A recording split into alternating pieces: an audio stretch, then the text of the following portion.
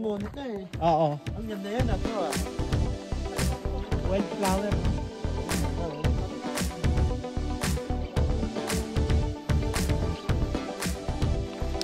May piso rin ba tol? Sa mga...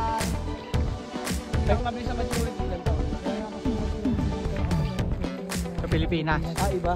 Iba ang style. Oo. 10 years makaka-cash out ka na. Dito, retirement. Try lang natin yung iPhone. Hanggang mamatay ka. Lang. Meron dito na Pang-vlog ba? Pang-vlog. Palipasan, naka-iPhone na. Ganyan siya kaya ba? Ito brado, parang may... Ano magnet niya bro? Ah, magnet. Oo, sa charger. Buti wala ka nakahawakan na rattlesnake.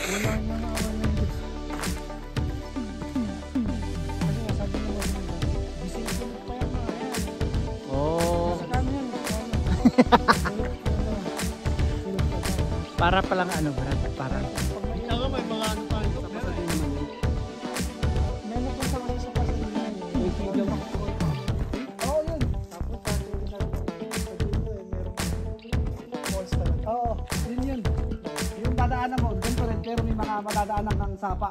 may dalang sa Oo. Babawasan ka talaga. ko nun. Tapos hindi, pero dito ah. Stopover na, komento ah. Ay, inborn na yun yung sabi.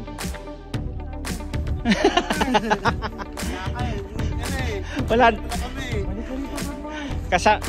Kasalukuyan pong nasa aeroplano ay si Brad Mark. Hindi, nasa Korea sa kanina eh. Ano, nagano siya? Anong tawag doon? Anong tawag doon? Hindi diretso. Ano, connecting flight? Oo. Oo. Baka talagang doon muna siya. Hindi. Hindi yung nagawain eh.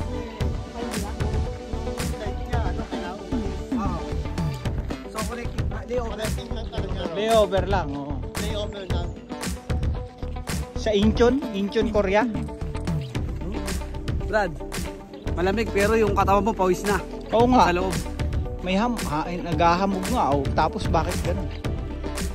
Bakit? Hindi maganda yung mga papawis. Diyan po kami galing. And then, dire-diretso doon. Ayan. Tapos ngayon, nandito na kami. Tatai ako. Hindi pwede.